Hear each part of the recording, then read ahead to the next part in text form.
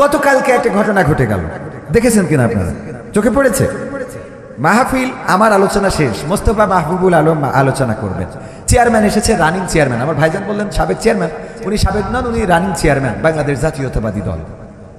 উনি আলোচনার মাঝখানে বললেন, হুজুর আপনি ওয়াজ শেষ করেন, আপনার কাছে আমার প্রশ্ন আছে, উত্তর দিয়ে তারপরে যাবেন। আমি বললাম মাহফিলে তো বড় বক্তা আছে, উনি আমার থেকে আরো ভালো জানেন, তো উনার কাছে প্রশ্ন করবেন, উনি উত্তর দিতে পারবেন। আর আমার যদি কঠিন প্রশ্ন করেন তাহলে আমার তো এলেম কম, জানাশোনা কম, তো সুতরাং আমি যদি উত্তর দিতে না পারি তাইলে যতটুকু সম্মান আছে সেইটুকুই নষ্ট হইবে। কথা কি খারাপ বলেছি?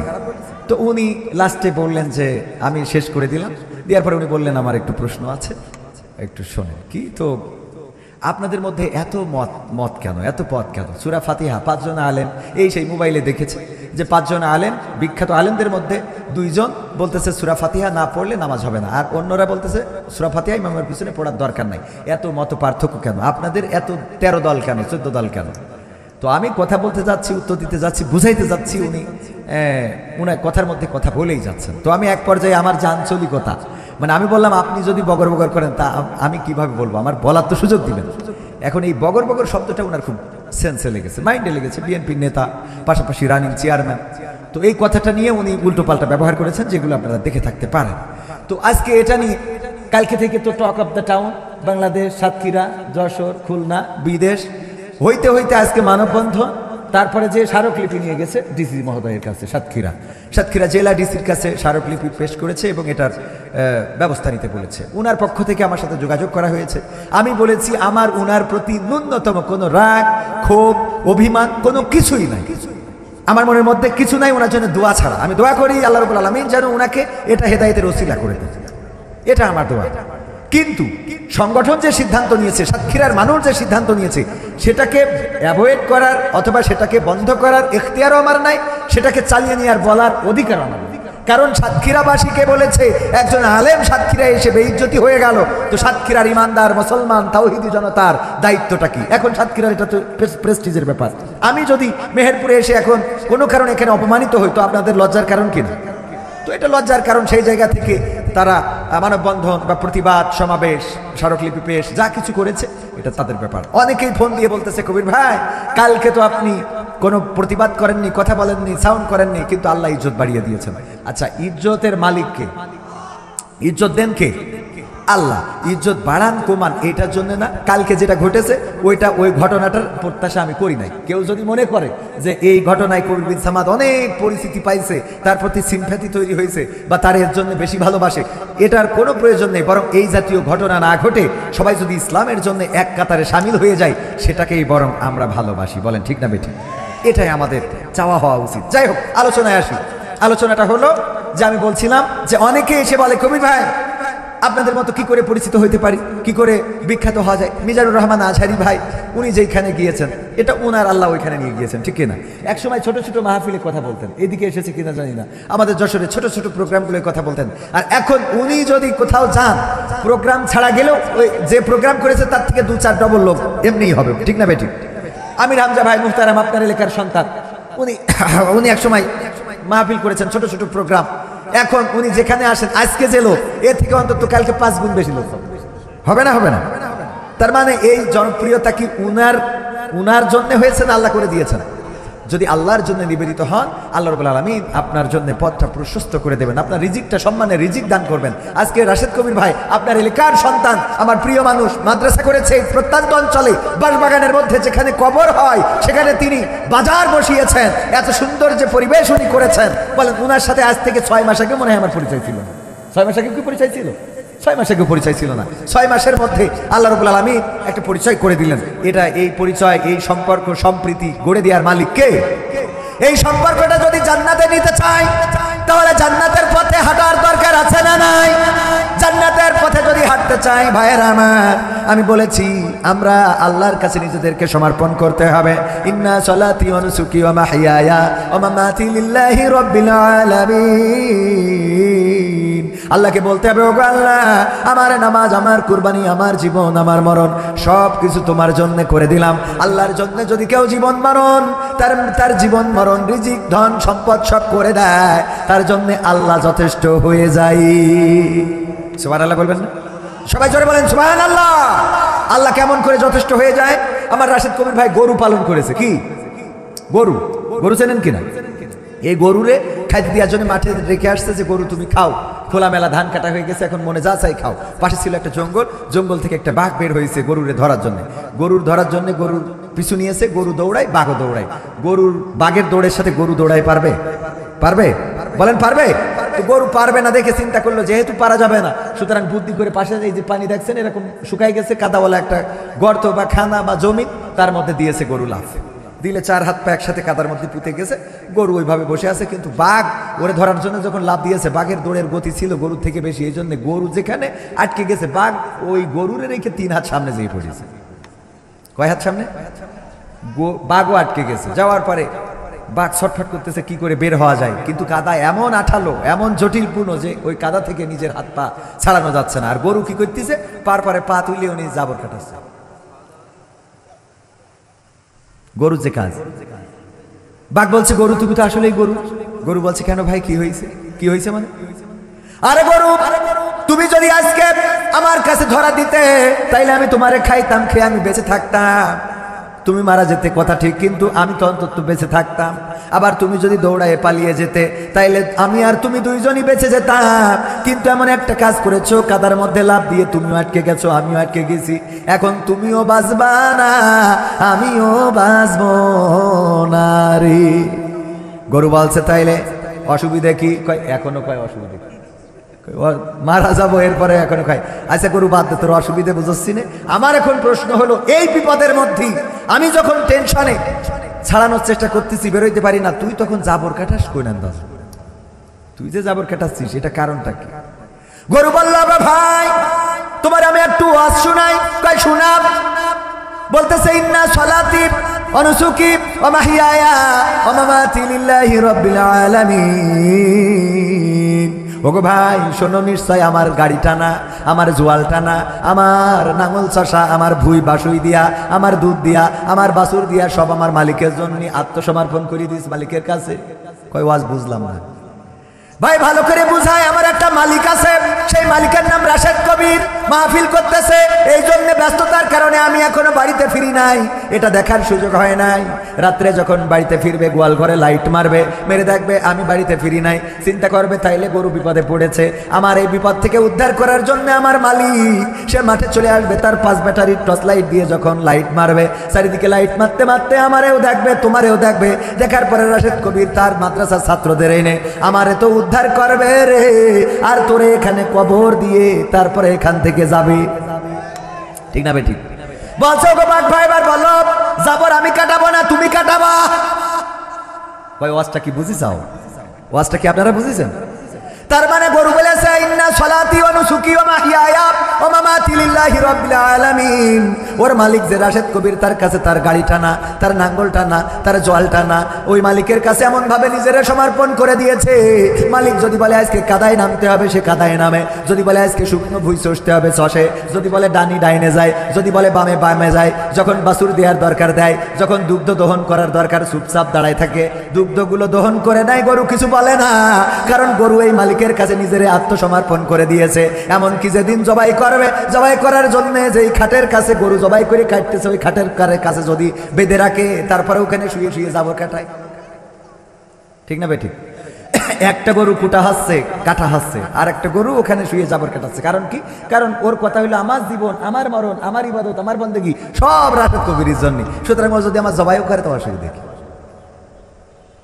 তাইলে আমাদের কেমন হইতে হবে আর কি বোঝানো লাগবে? ইসলামী আন্দোলনের নেতা কর্মী যারা নিজেদেরকে আল্লাহর কাছে সমর্পণ করেছে, আপনারা জানেন তারা ফাঁসির কাস্টে ঝুলেছে হাসি মুখে, বাতিলের কাছে মাথা নত করে নাই, কোন বাতিলের কাছে নিজেকে সমর্পণ করে দেয় নাই, প্রাণ ভিক্ষা চায় নাই, বরং সন্তানদের ডেকে বলেছে ওকে কলিজার টুকরা সন্তান বলো দেখি ফাঁসির কাস্টে ঝুলবো, লুঙ্গি পরে যাব নাকি পায়জামা পরে যাব? আমাকে কবর দিতে পাবনায় সাথিয়ায় কে কে যাবে? তোমাদের মাকে সাথে নিও না, নিও না, কারণ তোমাদের মা অসুস্থ, রাস্তা খারাপ, যদি এই পথ যায় তাইলে জার্নিতে অসুস্থ হয়ে পড়বে, আরো বেশি অসুস্থ হয়ে পড়বে। এমন কথা শুধুমাত্র তারা বলতে পারে যারা বলেছে ইন্না সলাতি ওয়া নুসুকি ওয়া মাহইয়ায়া ওয়া মামাতি লিল্লাহি রাব্বিল আলামিন। যারা বলেছে নিশ্চয় আমাদের সালাত, আমাদের কুরবানি, আমাদের জীবন, আমাদের মরণ সব আল্লাহর জন্য। আল্লাহর জন্য যদি কেউ সঁপে দেয় তাইলে ওদের হাতে হাত কড়াই লাগাইলে কি কোনো দুঃখ থাকে? ওদের পায়ে ডান্ডা বাড়ি পড়াইলে কি কোনো দুঃখ থাকে? ওদের যদি রিমান্ডে নেয় তাও কি কোনো কষ্ট থাকে?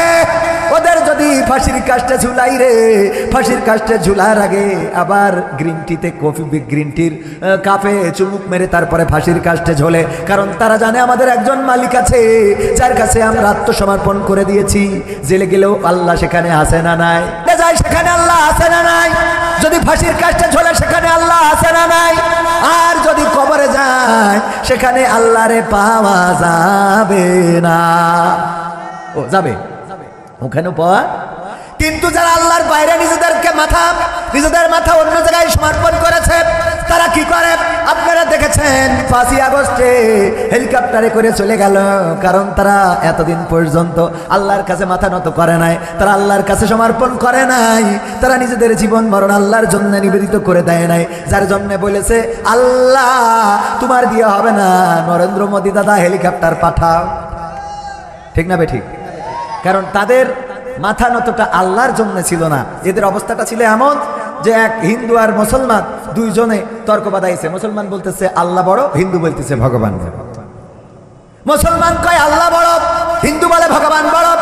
দুইজনে তর্ক বিতর্ক করতে করতে মুসলমান চিন্তা করলো এই হিন্দুরে একটু উচিত শিক্ষা দিতে হবে। বুদ্ধি করে বলল তোর ভগবান যদি বড় হয় তাহলে চল আমরা ওই পাহাড়ের পরে উঠবো, তারপরে ওখান থেকে লাভ দেবো, যে বেশি থাকবে বুঝতে হবে তার ভগবান অথবা আল্লাহ বড়। হিন্দু আছে ঠিক আছে রাজি, চল। পাহাড়ের পর উঠেছে।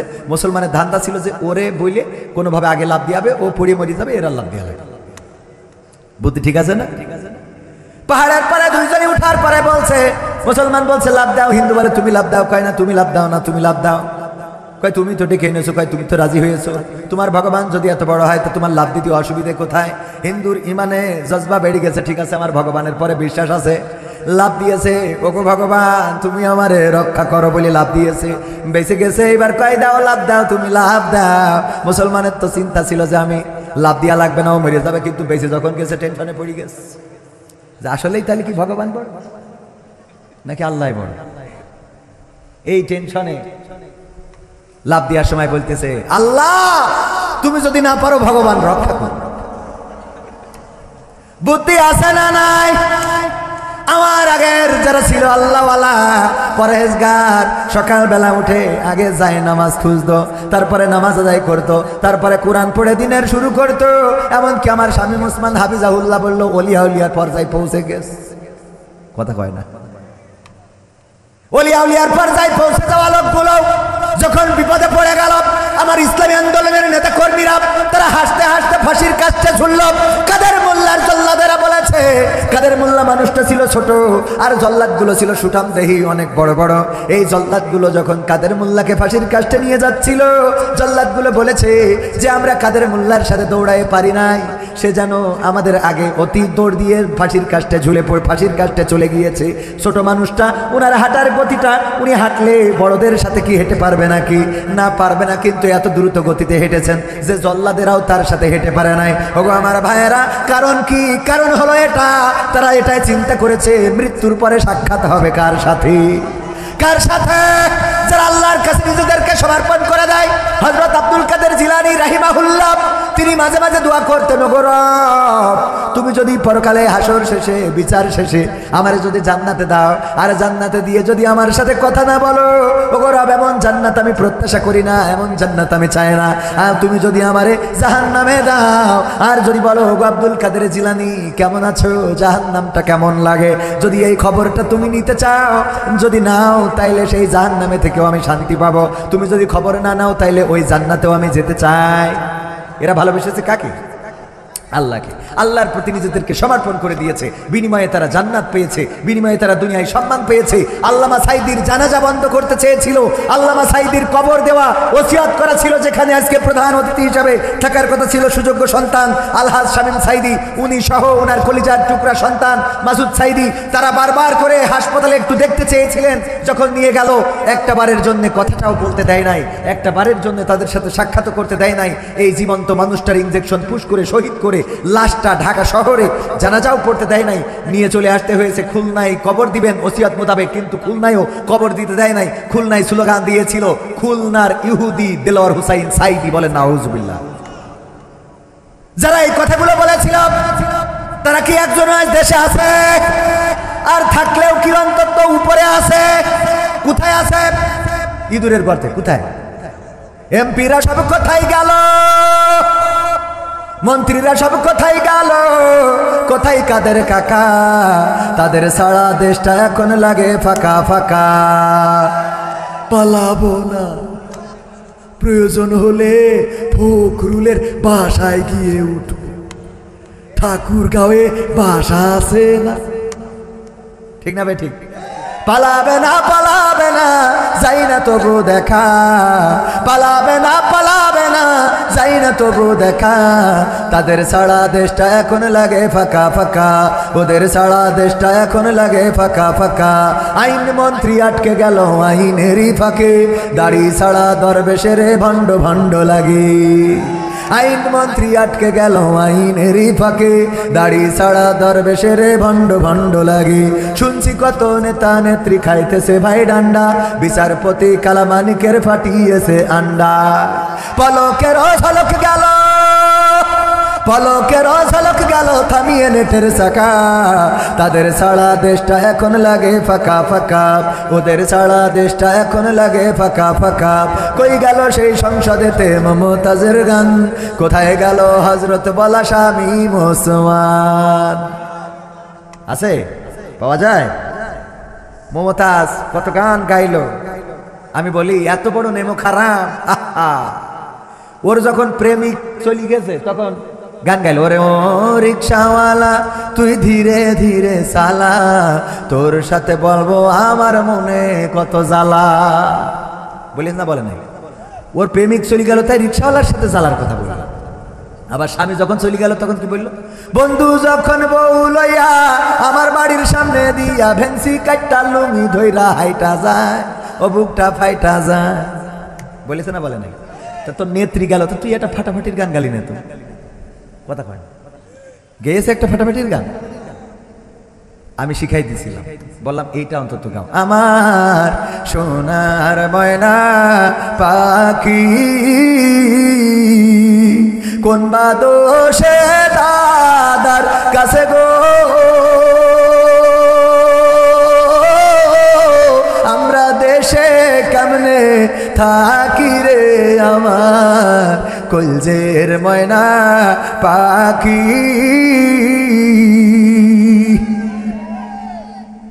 গাওয়া দরকার ছিল না? ছিল না? যে কি কোন দোষ করেছি যে আমাদের রেখে চলে এতগুলো সন্তান? অনেকেই বলতো জননেত্রী, অনেকেই বলতো কি যেন কের জননী, এরকম আর কি। তো যাই হোক, এত জননী, এত নেত্রী, মানবতার জননী, রোহিঙ্গাদের এই নিয়ে মানবতার দৃষ্টান্ত উপস্থাপন করেছেন। সেই জননী সব সন্তান রেখে নিজে হেলিকপ্টার কাপে করে চলে গেল। ঠিক না বেঠিক? তবে ওবায়দুল কাদের কাকা থাকলে এখন বলতো কি, অনেকেই ভাবে শেখ হাসিনা পালিয়ে গিয়েছে। শেখ হাসিনা পালায় না, শেখ হাসিনা হিজরত করেছে। কি রোধ করেছে? ঠিক না বেঠিক? এই কথাগুলো কেন বললাম? যারা আল্লাহর কাছে মাথাটা নত করে দেয় তারা ফাঁসির কাষ্টে হাসতে হাসতে ঝুলে পড়ে, কিন্তু যারা আল্লাহর কাছে মাথা নত করে না, যারা শয়তানের কাছে মাথা নত করে, অথবা যারা মনে করে আল্লাহ বড় না ভগবান বড়, ওরা চিন্তা করে বাংলাদেশে থাকলে প্রাণ বাঁচবে না। এই জন্যই বলে দাদা গো, আল্লাহ যদি না পারে তাইলে তুমি রক্ষা করো। কথা কয় না? মিল পাইছেন না? পান নাই? কারণ তারা যদি আল্লাহর প্রতি নিবেদিত হইতো তাহলে আল্লাহর পরে নির্ভর করে বেগম জিয়া পর্যন্ত এই দেশ কি ছেড়েছে বলেন? এই দেশে নির্যাতন নিষ্পেষণ সহ্য করেছে, মরিয়ে গেল গেল করতে করতে এখন আবার জন হয়ে গেছে। ঠিক না ভাই? ঠিক। এখন আবার পুরো আলহামদুলিল্লাহ, আল্লাহ দিয়ে খায়াত দান করুন, বলে না আমিন। তো এই মরিয়ে জাতি জাতি আবার বেঁচে উঠেছে, আর যেইটা মেরি ফেলতে চাইলো সেটা কোনে চলে গেছে দাদার কাছে। তারপরেও আমি বলেছি যে ওখানে আসেন, চুপচাপ থাকেন, ঠান্ডা থাকেন, কথা বললেন না। আমরা যেভাবে বলি আলেম ওলামা, আমাদের কথাগুলো শুনিয়ে চলেন, কিন্তু আমাদের কথা ওদের কানেই ঢোকে না। ওয়াজ শুনালাম, জাকারিয়া আলাইহিস সালাম, নাম শুনেছেন না? কে ছিলেন? হ্যাঁ, কে ছিল? আপনার দুল্লু ভাই কি ছিল? তো কতি মনের মধ্যে ভয় করে নাকি? কে ছিলেন? নবী ছিলেন। নবী জাকারিয়া আলাইহিস সালাম, উনি ভুল করে বসলেন, কাফেররা হত্যা করার জন্য দৌড়ানি দিল, তাড়া করলো ধরার জন্য। বাগানের মধ্যে যে গাছকে বলতেছে, গাছ একটু রক্ষা করো। গাছ রক্ষা করেছে কার হুকুমে? কিন্তু সাহায্য চেয়েছে গাছের কাছে না আল্লাহর কাছে? এই অপরাধের কারণে গাছ যখন বুঝে গেছে, দরজা যখন আটকে গেছে, তখন আল্লাহ রাব্বুল আলামিন একটুখানি কাপড় বাইরে রেখে দিয়েছে ছোট্ট করে। তো ওরা বাগানের মধ্যে খুঁজে বেড়ায়। শয়তান দেখলো যে এরা তো জীবনে খুঁজে পাবে না, কানার গোষ্ঠী ডাক দিয়ে বলছে এইদিকায়, বাবা তোরা তো কানার গোষ্ঠী খুঁজে পাবি না, এই যে দেখ এখানে। অনেকেই বিপদ আপদে পড়িয়ে নানানভাবে ধরা খায়। সেদিন দেখলাম এক নেতা টয়লেটের উপরে উঠে, হ্যাঁ ওই কি ছাদ, ফল ছাদ, তো ওর পরে উঠে বসেছে। হঠাৎ করে বাই বাতাস লাগবে না ওই সময় লেগেছে। তো কইসে মেরি দিয়েছে, দিল্লি কয় কে রে, শব্দ হইলো কন্ত। জানেন কিনা পত্রিকা নিউজ, কিন্তু বানানো কথা বলছি না, একেবারে রিয়েল কথা। তো এই জন্যই আর দেখবেন এগুলো শয়তানের কাজ। এই উজু করার সাথে সাথে কোয়ান্তে যে আসে, খেয়াল করে দেখবেন যে উজু করার আগ পর্যন্ত ওর মন থাকে না। উজু করবেন আর ওর ঝাঁকে ঝাঁকে আপনি ফিরাই দিলেও আবার আসবে। সত্য না মিথ্যা? যাই হোক, ওগো আমার ভাইরা, তাইলে এই যে বিপদ আমি বললাম, জাকারিয়া আলাইহিস সালাম উনি যখন বললেন গাছের কাছে সাহায্য চাইলেন, গাছ বাঁচালো, গাছ রক্ষা করলো, কিন্তু আল্লাহর হুকুমে রক্ষা হয়েছে। গাছের কোনো ক্ষমতা নাই, ক্ষমতা আল্লাহ রাব্বুল আলামিনের। আল্লাহ বলেছেন গাছ আমার জাকারিয়ার জন্য ফাঁকা হয়ে যাও, ফাঁকা হয়ে গেল। আল্লাহ যেমন নদীর মধ্যে রাস্তা করে দিয়েছিলেন মুসা আলাইহিস সালামের জন্য, সেই রক্ষা মুসা আলাইহিস সালাম চেয়েছিলেন সাহায্য কার কাছে? আল্লাহর কাছে সাহায্য চাইলেন। আল্লাহ বললেন মুসা হাতে কি লাঠি, কি করো? লাঠি দিয়ে ছাগলের পাতা পেড়ে খাওয়ায়, মাঝে মাঝে রাস্তা থেকে পাথর সরিয়ে দিই। আল্লাহ বললেন ওইটা দিয়ে বাড়ি দাও নদীতে। কয় তাতে কি হবে? কয় বাড়ি দিয়ে দেখো। বাড়ি দিল, 12টা রাস্তা করে দিলেন। কি ইউনূস আলাইহিস সালাম বিপদে পড়ে গেলেন, বললেন লা ইলাহা ইল্লা আনতা সুবহানাকা ইন্নী কুনতু মিনাজ জালিমিন। ইউনূস আলাইহিস সালাম বললেন ও আল্লাহ, মহাপবিত্র তো তুমি, তোমার মতো পবিত্র সত্তা আর কেউ নেই, তোমার মতো পবিত্র ইলাহ আর কেউ নেই, তোমার মতো পবিত্র রব আর কেউ নেই। আমি তো জুলুমকারী, আমার উপরে জুলুম করেছি, ক্ষমা করো, আমাকে মাফ করো, আমাকে পরিত্রাণ দাও। আল্লাহ রাব্বুল আলামিন মাছের পেটের মধ্যে যন্ত্রণা বাড়িয়ে দিলেন।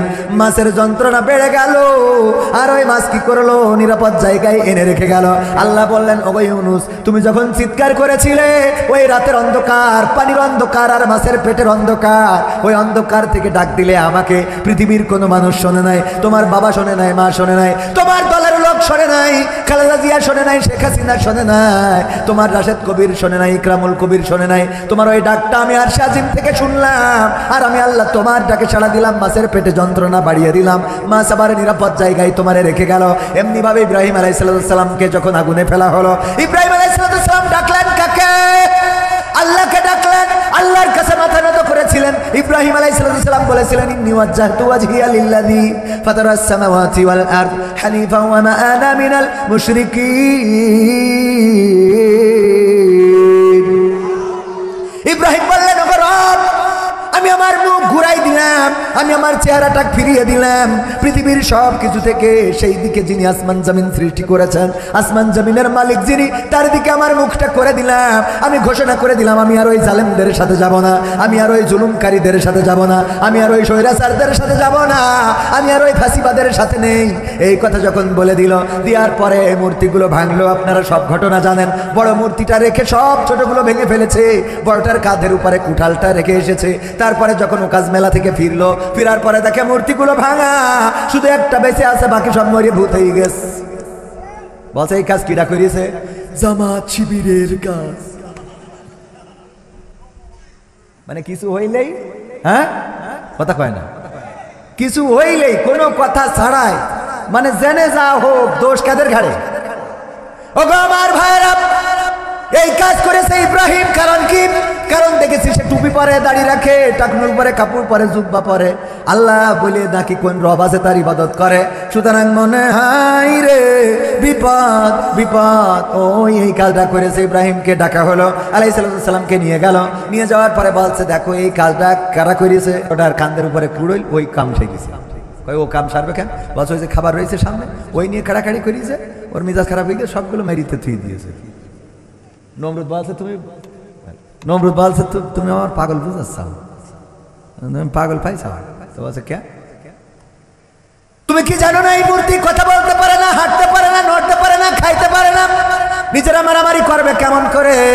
বলতেছে আরে আমি এই কথাটাই তো তোমাদের মুখ থেকে শুনতে চেয়েছিলাম, যে এই মূর্তি কথা বলতে পারে না, হাঁটতে পারে না, নড়তে পারে না, খাইতে পারে না, তার সামনে কেন মাথা নত করো? তার সামনে কেন খাবার রাখো? কেন সেই রবের কাছে মাথাটা নত করো না? যেই রব আসমান জমিন সৃষ্টি করেছে, তোমারে সৃষ্টি করেছে, আমারে সৃষ্টি করেছে।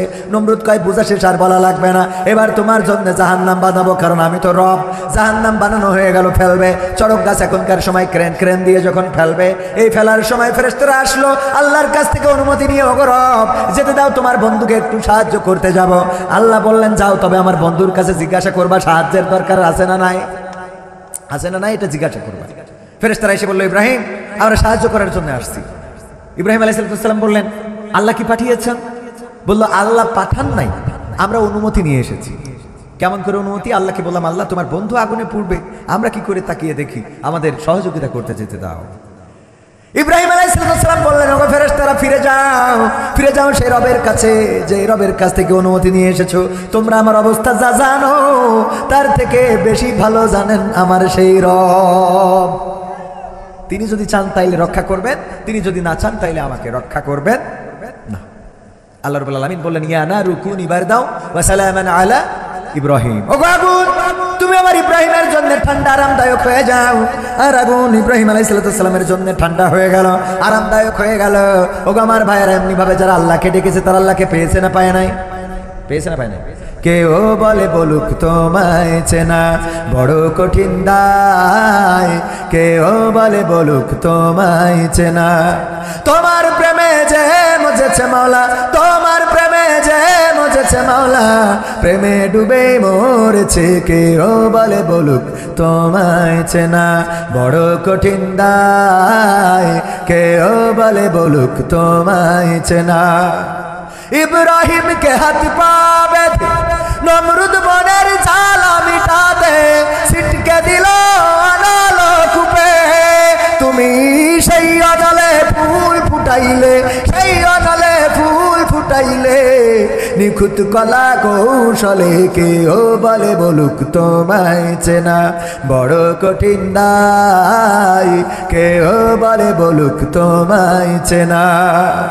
কি যে ভেবে নদীর মাঝে ঠাই দিলাই ইউনুসকে পেটে রাখে আল্লাহ আমারে বলকে।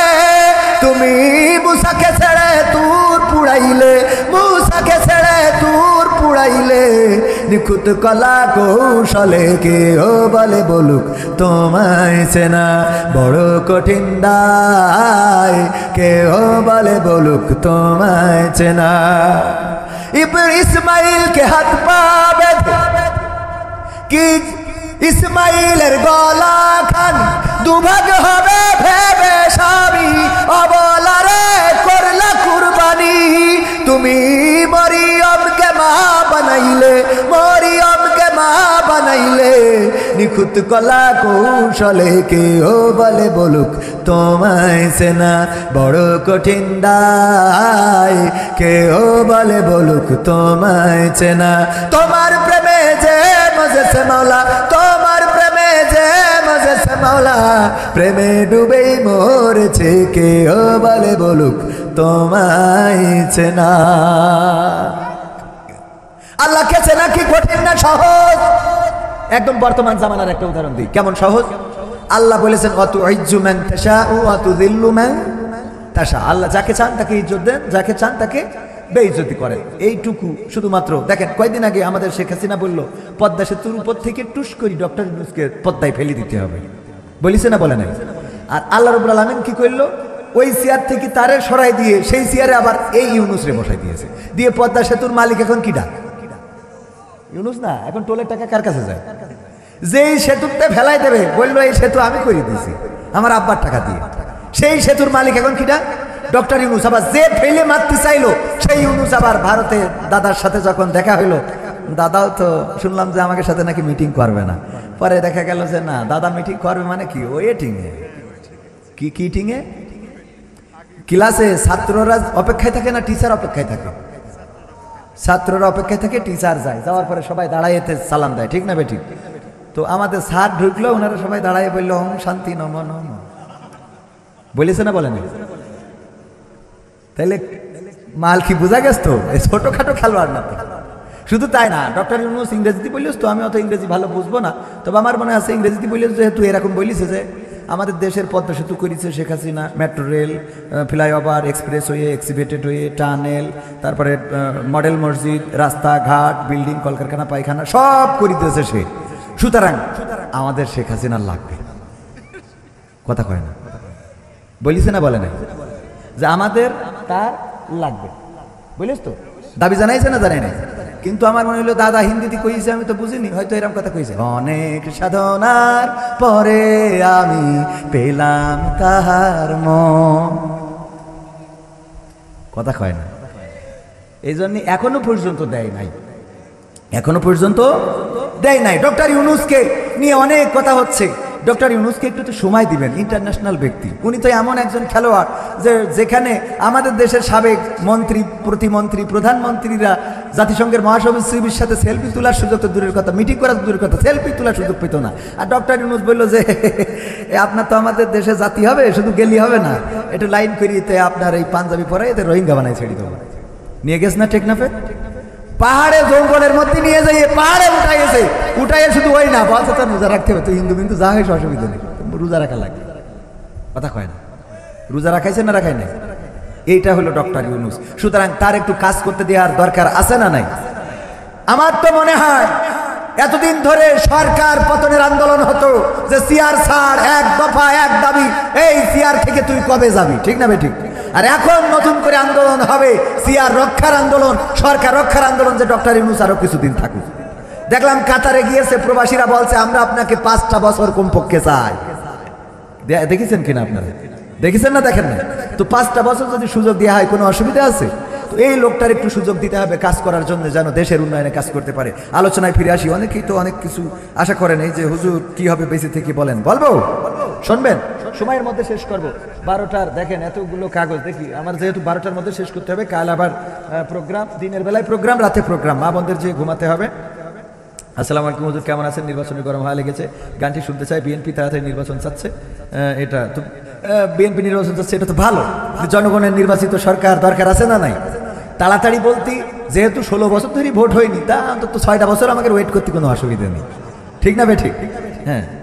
আসসালামু আলাইকুম হুজুর, কেমন আছেন? সারা দেশের ছোট শিশুরা ধর্ষণের শিকার কেন, এর ব্যাখ্যা জানতে চাই। মা শিশু বিক্রি করে দামি দামি অলংকার কিনছেন, এটা আমরা কোন জামানায় আছি? তো আমরা তো মানে একটা ব্যতিক্রম ধর্মী জামানায় আছি, ঠিক কিনা? আগের জামানায় আমরা এগুলো দেখি নাই। ছোট ছোট বাচ্চা শিশুদেরকে ধর্ষণ করে, এরা মানুষ নয়, এরা নরপশু, এদেরকে আল্লাহর কোরআনের আইন বাস্তবায়ন করে শাস্তি দেওয়া ছাড়া এই ধর্ষণ বন্ধ হবে না, বলেন ঠিক কিনা?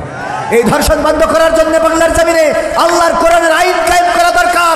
কোরআনের আইন যদি কায়েম হয়ে যায় তাহলে ধর্ষণ করা তো দূরের কথা, আমার যুবকেরা মেয়েদের দিকে তাকানোর সুযোগও পাবে না। কারণ তারা মনে করবে ওই যখন দেখবে যে না এই যে কেটে নিয়েছে, এখন কিন্তু মানুষ দ্বিতীয় বিয়ে করতে চায় না। এখন খেয়াল করে দেখবেন দ্বিতীয় বিয়ে করলেও গোপনে করতেছে, কারণ কয়দিন আগে দেখলাম দ্বিতীয় বিয়ে যারাই করছে বউ তো আগে মেরি ফেলতো, এখন মেরি ফেলছে না, ডাইরেক্ট মেশিন কেটে নিয়ে চলে যাচ্ছে যে তুই থাক এই নিয়ে, দেখি দেখি করতে পারিস। ঠিক বলছি না ঠিক বলছি? তো এই জন্য কিছু শাস্তি যদি প্রকাশ্যে আসে তাইলে আর অপরাধ থাকবে, সেই শাস্তির বিধান আল্লাহ দিয়েছেন কোরআনে।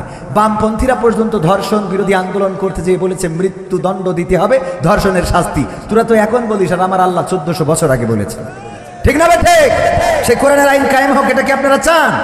আচ্ছা, এরপরে আসসালামু আলাইকুম হুজুর কেমন আছেন? প্রশ্ন হলো সাতক্ষীরা কি হয়েছিল সে ঘটনা আগেই বলে ফেলেছি। তারপরে হুজুর কেমন আছেন? এমন যদি হতো আমার দেশের শাসক হতো ওমরের মতো, এটা শোনাবো। হুজুর আসসালামু আলাইকুম কেমন আছেন? প্রশ্ন আজহারি কেন মোনাজাত ছেড়ে উঠে চলে গেলেন মার্চ ফর ফিলিস্তিন থেকে, প্যালেস্টাইন, মার্চ ফর প্যালেস্টাইন থেকে, আর উনি কয়েকজনের পেছনে লাফাচ্ছিলেন কেন জানতে চাই। কয়েকজনের পেছনে, হ্যাঁ বিষয়টা হলো যে মাথায় রাখবেন যে অনেক সময় পরিস্থিতি অনেক কিছু বাধ্য করে। মুনাজাত তো আর নামাজ না, কথা কয় না। মুনাজাত কি নামাজ? অনেকেই বলে যে আমরা নাকি নামাজ শেষে যারা মুনাজাত করি তারা বেদাত করি। তো বেদাত হলো যে ইবাদতের নামে নতুন কিছু চালু করা। তো আমরা তো মুনাজাতটারে ইবাদতই মনে করি, কথা কয় না। এই মুনাজাতকে কেউ ইবাদত মনে করে? বরং আমি যদি এখন বলি মুনাজাত করে দেবো, দেখবেন হুড় করি সব উঠে চলে যাবে, কবে না হয়ে গেছে চলো বাড়ি চলো, ঠিক না বেঠিক? তাহলে মুনাজাতকে আমরা ইবাদত মনে করি না, সুতরাং মুনাজাতে কোনো বেদাত হওয়ার সুযোগই নেই। তো মুনাজাত ইবাদত না। উনি যতটুকু শুনেছি মুনাজাতটা সংক্ষেপ করে চলে গেছেন এই জন্যে যে যদি মুনাজাত শেষ করে বেরোতে যায় তাহলে মানুষের একটা চাপে পড়ে যাবেন। আর আমাদের দেশের মানুষের আবেগ দেখলাম যে শাকিব খানের এক মহিলা যেইতে শাকিব খানের পায়ে সালাম করতেছে, মহিলা মানে মেয়ে, তার এখনো বিয়ে হয় নাই। তো সে চুল মূল তো লাল করা, ও শাকিব খান ওর ওই করিস কি মাথার পরে হাত বুলাইছে আর ওই হাতটা ধরে নিয়ে চুমো খেয়ে কাঁদতেছে, বলছে কি যে আমার জীবনে আল্লাহ কোন ইবাদতটা যে কবুল করিছে যার জন্য আমি সহ্য না করি পারা যায়। তো ও শয়তানের শাকিব খান ওর হাত ধরিয়ে, মানে শাকিব খান ওর হাতটা ধরতেছে আর ও ধরিয়ে একটা চুমু খেয়েছে। এই হইলো ওর জীবনে কোন একটা ভালো ইবাদত আছে, সেই ইবাদতের নাকি সার্থকতা হইলো এই যে শাকিবের হাতে চুমু খাইতে। তারপরে কি বলছে? আপনাদের চোখের সামনে পড়ার কথা, আপনারা মনে করেন না খালি হুজুরি চোখের সামনে পড়ে, আপনাদের চোখের সামনে পড়েছে না পড়ে নাই? বলছে যে আমি নামাজ পড়ে তাহাজ্জুদ পড়ে নফল ইবাদত করে আমি যেটা চাইতাম আল্লাহ সেটা আমার পাওয়া করে দিয়েছে। এ কথাটা সত্য, কারণ আল্লাহর কাছে যে যা চাই আল্লাহর কাছে সেটা আছে, দিয়ে দেয়। সুবহানাল্লাহ বলবেন না? কেউ যদি খুনি হইতে চায় আল্লাহ তার খুন করার সুযোগও আল্লাহ করে দেয়। আল্লাহর হুকুম ছাড়া খুন করতে পারবে? আর কেউ যদি আবেদ হইতে চায় আল্লাহ তার আবেদ হওয়ার জন্য রাস্তাটা করে দেয়, বলেন সুবহানাল্লাহ। কিন্তু এই দুনিয়ার পরে পরবর্তী জীবনে যে সেখানে বিপদে পড়বেন। সময় যেহেতু চলে যাচ্ছে, আমার অনুরোধের দুই একটা গান আমি শোনাই দিই। পবিত্র কোরআনের ছোট্ট আয়াতাংশ তেলাওয়াত করেছিলাম, মনে আছে আপনাদের? ইয়া আইয়ুহাল্লাযীনা আমানু কু আনফুসাকুম ওয়া আহলিকুম নারা, মনে আছে আপনাদের? মনে আছে? এই নিয়ে একটু কথা বলতে চাইলাম, কিন্তু আমার মনে আছে আপনাদের একটু অধৈর্য হয়ে যাচ্ছে, ঝড় ওঠার একটা ভয়, নাকি ভয় করতেছে? তো আমি অন্তত কি হবে বেঁচে থেকে সঙ্গীতটা শোনাই, এটা শোনাই। তাছাড়া তো কাল আবার দেখা হচ্ছে, কাল আবার কথা হবে, সেই সময় আমরা আলোচনা করব। আপনারা বসেন, আমি কিন্তু আপনারা আরো থাকলে আরো কিছু সময় শোনাবো ইনশাআল্লাহ। কি হবে বেঁচে থেকে অযথা বিদ্যা শিখে যদি না গড়তে পারি শোষণবিহীন সমাজটাকে? কি হবে বেঁচে থেকে? কি হবে ছাত্র সেজে চুমু খেয়ে সনদ খানা যদি হয় বিদ্যালয়টা পরিমণিদের আড্ডাখানা? কি হবে ছাত্র সেজে চুমু খেয়ে সনদ খানা যদি হয় বিদ্যালয়টা বুবলিদের আড্ডাখানা? এর চেয়ে মরাই ভালো দেশ ছেড়ে যাওয়াই ভালো, এর চেয়ে মরাই ভালো দেশ ছেড়ে যাওয়াই ভালো। কি হবে ধোকা দিয়ে বিবেকটাকে, কি হবে ধোকা দিয়ে বিবেকটাকে? কি হবে বেঁচে থেকে অযথা বিদ্যা শিখে যদি না গড়তে পারি শোষণবিহীন সমাজটাকে? কি হবে বেঁচে থেকে? কি হবে যুবক নামের বোঝা হয়ে এই ধরাতে যেখানে মা বোনেরা ধর্ষিতা হয় দিনে রাতে? কি হবে যুবক নামের বোঝা হয়ে এই ধরাতে যেখানে মা বোনেরা ধর্ষিতা হয় দিনে রাতে? যৌবনের সার্থকতা ঘুষিবে সকল ব্যথা, যৌবনের সার্থকতা ঘুষিবে সকল ব্যথা। পার যদি বলি দিতে মানুষরূপী পশুটাকে, পার যদি বলি দিতে মানুষরূপী পশুটাকে? কি হবে বেঁচে থেকে অযথা বিদ্যা শিখে যদি না গড়তে পারি শোষণবিহীন সমাজটাকে? কি হবে বেঁচে থেকে? কি হবে লেখালেখি কলমবাজির ওই মহড়া সমাজের আসল চিত্র যদি না যাই তুলে ধরা? কি হবে টিভি চ্যানেল সাংবাদিকের ওই ক্যামেরা সমাজের আসল চিত্র যদি না যাই ভিডিও করে? যদি ওই ঘুষের বলে কলমটা উল্টো চলে, যদি ওই হ্যালো কলে ক্যামেরা উল্টো বলে, তবে কি যাবে রোখা দুর্নীতিকে? তবে কি যাবে রোখা দুর্নীতিকে? কি হবে বেঁচে থেকে অযথা বিদ্যা শিখে যদি না গড়তে পারি শোষণবিহীন সমাজটাকে? কি হবে বেঁচে থেকে? কি হবে নামাজ রোজা ইমানদারির ভয় করে কোরআনের কর্মীগুলো থাকে যদি কারাগারে? এটিএম আজহারুল ইসলাম এখনো কারাগারে আছে না নাই? তার মুক্তির জন্য আন্দোলনের দরকার আছে না নাই? যেই ট্রাইব্যুনাল ছিল একটা মিথ্যা ট্রাইব্যুনাল, মিথ্যা সাক্ষ্য প্রমাণের ভিত্তিতে যেই ট্রাইব্যুনাল দিয়ে আমার বাংলাদেশের বিখ্যাত জননন্দিত নেতাদেরকে ফাঁসির কাস্টে ঝুলিয়েছে, এই ট্রাইব্যুনালের কোনো বৈধতা নাই। সুতরাং এই ট্রাইব্যুনালের আন্ডারে আমার এটিএম আজহারুল ইসলামকে আর কারাগারে রাখা উচিত হবে। সবার মুক্তি হয়, কিন্তু এই মানুষটার এখনো মুক্তি দেওয়া হয় না কেন, হলো না কেন? এই মানুষটাকে নিয়ে কোন রাজনীতি হচ্ছে? আমরা এই মানুষটার মুক্তি চাই, বলেন ঠিক না বেঠিক? কি হবে নামাজি রোজা ইমানদারির ভয় করে কোরআনের কর্মীগুলো থাকে যদি কারাগারে, মসজিদের কোণে বসে জিকির যত করো কষে, মসজিদের কোণে বসে তাসবিহ যত টানো ঠেসে, এভাবে যায় না পাওয়া আল্লাহকে। যাবে? এভাবে যায় না পাওয়া আল্লাহকে। কি হবে বেঁচে থেকে অযথা বিদ্যা শিখে যদি না গড়তে পারি শোষণবিহীন সমাজটাকে? কি হবে বেঁচে থেকে? কি হবে, কি হবে আলেম হয়ে ইমাম সেজে মসজিদেতে, পরে যদি সত্য কথা উচ্চ স্বরে না বলিতে? এমন আলেম আছে না নাই? সত্য কথা উচ্চ স্বরে বলে না। কি হবে আলেম হয়ে ইমাম সেজে মসজিদেতে, পরে যদি সত্য কথা উচ্চ স্বরে না বলিতে? স্যাক্রিফাই করো যদি ছেড়ে দাও ইমামতি, স্যাক্রিফাই করো যদি ছেড়ে দাও এই না গদি। কি হবে ধোঁকা দিয়ে আল্লাহকে? কি হবে ধোঁকা দিয়ে আল্লাহকে? কি হবে বেঁচে থেকে অযথা বিদ্যা শিখে যদি না গড়তে পারি শোষণবিহীন সমাজটাকে? কি হবে বেঁচে থেকে? কি হবে নেতা হয়ে জনবলে ঘাড় ফুলিয়ে রাজপথ গরম দেখে যদি থাকো ঘরে শুয়ে? এমন নেতা আছে না নাই? আছে। মানে কি, আমাদের আওয়ামী লীগের নেতৃত্ব রাজপথ গরম দেখে দাদার দেশে চলে গেছে, ঠিক না বেঠিক? আর যে কটা নেতা ছিল সব কয় পালাও, এখন দেখা হবে না। যে যেমনে পারো কি করো, পালাও। পালাইছে না পালাই নাই? কি হবে নেতা হয়ে জনবলে ঘাড় ফুলিয়ে রাজপথ গরম দেখে যদি থাকো ঘরে শুয়ে? এর সে এসে যে বুঝে ভিলেনের সঠিক পোজে দিয়ে দাও অভিনয়ে জীবনটাকে, দিয়ে দাও অভিনয়ে জীবনটাকে। কি হবে বেঁচে থেকে অযথা বিদ্যা শিখে যদি না গড়তে পারি শোষণবিহীন সমাজটাকে? কি হবে বেঁচে থেকে? কি হবে, কি হবে আকাশ ছোঁয়া বিলাসবহুল বাড়ি গাড়ি, লাখে কত মানুষ পরপারে দিচ্ছে পাড়ি। আজরাইল আসবে জবে মাটিতেই পড়ে রবে, আজরাইল আসবে জবে মাটিতেই পড়ে রবে। কোনো কাজে লাগবে না ওই প্রাসাদটাকে, কোনো কাজে লাগবে না ওই প্রাসাদটাকে। কি হবে বেঁচে থেকে অযথা বিদ্যা শিখে যদি না গড়তে পারি শোষণবিহীন সমাজটাকে? কি হবে বেঁচে থেকে? কি হবে পুরুষ হয়ে জন্ম নিয়ে বাংলাদেশে যদি যাই ক্ষমতাটা ঘুরে ফিরে নারীর হাতে? কি হবে পুরুষ হয়ে জন্ম নিয়ে এই দেশেতে যদি যাই ক্ষমতাটা ঘুরে ফিরে নারীর হাতে? কি বা জবাব দেবে, কিভাবে মুখ দেখাবে? কি বা জবাব দেবে, কিভাবে মুখ দেখাবে আমাদের আগামী সেই প্রজন্মকে, তোমাদের আগামী সেই প্রজন্মকে? কি হবে বেঁচে থেকে অযথা বিদ্যা শিখে যদি না গড়তে পারি শোষণবিহীন সমাজটাকে? কি হবে বেঁচে থেকে? ঠিক না বেঠিক? ওগো আমার ভাইয়েরা, আমরা ইংরেজদের শাসন দেখেছি এই বাংলায়। তারা আমাদের দিয়ে নীল চাষ জুম চাষ করিয়েছে, তারা হিন্দু জমিদার দিয়ে মুসলমানদের নির্যাতন করেছে, বাংলার দুঃখী মেহনতি জনতার উপরে নির্যাতনের স্ট্রিম রোলার চালিয়েছে, শান্তি দিতে পারে নাই। আমরা দেখেছি 1947 সালের পরে দেশ ভাগ হয়ে গেল, আমরা 23টা বছর পাকিস্তানিদের শাসন দেখলাম, তারা আমাদের শাসন করলো কিন্তু শান্তি দিতে পারে নাই। 1971 আমরা যুদ্ধ করলাম, লড়াই করলাম, রক্ত দিলাম, একটি লাল সবুজের পতাকা আনলাম, বিনিময়ে স্বাধীনতা, স্বাধীন সার্বভৌম দেশ পাইলাম। কিন্তু সেই দেশে অনেকেই বলল সোনার বাংলা গড়ে দেবে, কেউ বলল নতুন বাংলা গড়ে দেবে, কেউ বলল সোনালী বাংলা করবে, কেউ বলল রূপালী বাংলা করবে, কেউ বলল পলিথিন মুক্ত বাংলা করব, কেউ বলল ডিজিটাল বাংলা করব, আর আমার ওবায়দুল কাদের কাকা বলল স্মার্ট বাংলা হবে। এই বইলেতে স্টেজ ভেঙে ফেলবে, ঠিক না বে ঠিক?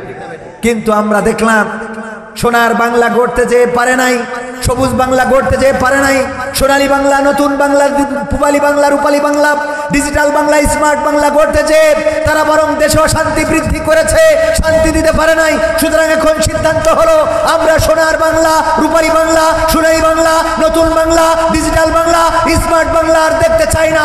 আমরা দেখতে চাই আগামীর বাংলাদেশ হবে আল কোরআনের বাংলাদেশ। আগামীর বাংলা হবে কোরআনের বাংলা, আগামীর বাংলা হবে দাড়ি টুপির বাংলা। সব দল দেখা শেষ, আগামীতে দাড়ি টুপির বাংলাদেশ। ঠিক না বেঠে? আমরা তো সব দেখলাম, এখন পর্যন্ত দাড়ি টুপি দেখা হয় নাই। এই একটা জিনিস বাকি আছে। আমরা জননেত্রী দেখেছি, দেশনেত্রী দেখেছি, বঙ্গবন্ধু দেখেছি, ব্যাঙ্গের বন্ধু দেখেছি, সব দেখেছি, দেখা শেষ। এখন কি দেখতে চায়? আগামীর বাংলাদেশ দাড়ি টুপির বাংলাদেশ। রাজি আছেন আমার সাথে? কারা কারা রাজি দেখতে চায়? নারায়ে তাকবীর, লিল্লাহি তাকবীর। আল কোরআনের আলো, আল হাদিসের আলো, সংসদে চালো আমার নেতা তোমার নেতা। নারায়ে তাকবীর। আপনাদের এলাকায় গরম ওয়াজ করা দরকার। আমি অসুস্থ মানুষ, এই জন্য প্রথম দিকে তত বেশি ভাই আপনি আসছেন এত দূর থেকে, পাবনা থেকে না? আরে এত কষ্ট করে আসছেন আপনি। এই মানুষটা পাবনায় বাড়ি, সেখান থেকে এখানে আসছে একটু ভিডিও নেওয়ার জন্য। ইউটিউবাররা খুব কষ্ট করে, আলহামদুলিল্লাহ। তো অনেকদিন পরে আপনাদের মাঝে, কালকে যেহেতু আবার আলোচনা আছে শর্টকাট, কালকে আলোচনাটা হবে শর্টকাট, কারণ অনেক নেতা, অনেক কর্মী, অনেক দায়িত্বশীল কালকে আবার মহিলা বৈঠক আছে। আজকে এই জন্য মা বোনদের জন্য আলাদা করে গানও শোনাই নাই, কথা বলি নাই। কালকে সকালে মা বোনদের বিষয় নিয়ে কথা বলবো ইনশাআল্লাহ। মা বোনদের ব্যাপারে কালকে ওয়াজ হবে, এই জন্য আর একদম টোটালি মা বোনদের বিষয় নিয়ে কথা বলি নাই। যেহেতু কাল আবার সকালেই শুরু, সুতরাং আজকে সকাল করে শেষ করাই উচিত। 12টা বাজতে আর 3-4 মিনিট আছে। কালকে যেহেতু জুমার দিন, সুতরাং মা বোনেরা সকাল 11টা থেকে 11:30টার মধ্যে প্রোগ্রামটা শেষ করা হবে। আপনারা তাড়াতাড়ি চলে আসবেন ইনশাল্লাহ। শুধুমাত্র কালকে মা বোনদের ব্যাপারে, ইসলামে মা বোনদের অধিকার অথবা বর্তমান সময়ে মা বোনদের করণীয়, এবং আমাদের রাশেদ কবির ভাই যেভাবে বলেন, আমরা সেই বিষয় নিয়ে কালকে মা বোনদের ব্যাপারে আলোচনা হবে। সন্তান গঠনে মায়েদের ভূমিকা, যে কোনো একটা সাবজেক্ট নিয়ে আলোচনা হতে পারে, অথবা সবগুলো নিয়ে একসাথে সবিস্তারে আলোচনা হতে পারে। কালকের মাহফিলে প্রধান বক্তা থাকবেন আলহাজ মুফতি আমির হামজা, এবং বিশেষ অতিথি হিসেবে মোহাম্মদ ইসহাক সরকার, অসংখ্য মামলার আসামি, এবং প্রধান অতিথি থাকবেন অ্যাডভোকেট আব্দুল সালাম পিন্টু, যিনি বাংলাদেশ জাতীয়তাবাদী দল বিএনপির ভাইস চেয়ারম্যান এবং সাবেক সফল মন্ত্রী। তো ওনারা থাকবেন কালকে, এবং আমিও থাকবো। আমি হামজা ভাইয়ের আগে চেষ্টা করবো আপনাদের অন্তত কিছু শোনানোর জন্য। তো সেই পর্যন্ত আল্লাহ সকলকে ভালো রাখুন, এই প্রত্যাশায় আমরা একটু মুনাজাত করা যায় অনুমতি দিলে। আলহামদুলিল্লাহি রাব্বিল আলামিন। রব্বানা যালামনা আনফুসানা ওয়া ইল্লাম তাগফির লানা ওয়া তারহামনা লানাকুনান্না মিনাল খাসিরিন। রব্বানা আতিনা ফিদ দুনিয়া হাসানাতাও ওয়া ফিল আখিরাতি হাসানা ওয়া কিনা আযাবান নার। ও আল্লাহ, গভীর রাত তোমার বান্দারা এখনো বসে আছে, তুমি দয়া করে এখানে যারা হাত তুলেছে সকলের হাত দুখানা কবুল করে নাও। আল্লাহ, তুমি আমাদের জীবনের গুনাহ খাতা সমূহ মাফ করে দাও। জেনে গুনাহ করেছি, না জেনে গুনাহ করেছি, বুঝে গুনাহ করেছি, না বুঝে গুনাহ করেছি। ও আল্লাহ, জীবনে এমন অনেক গুনাহ আছে, সেই গুনাহের খবর যদি মা জননী জানতেন ভাত রান্না করে খাওয়াতেন না। যদি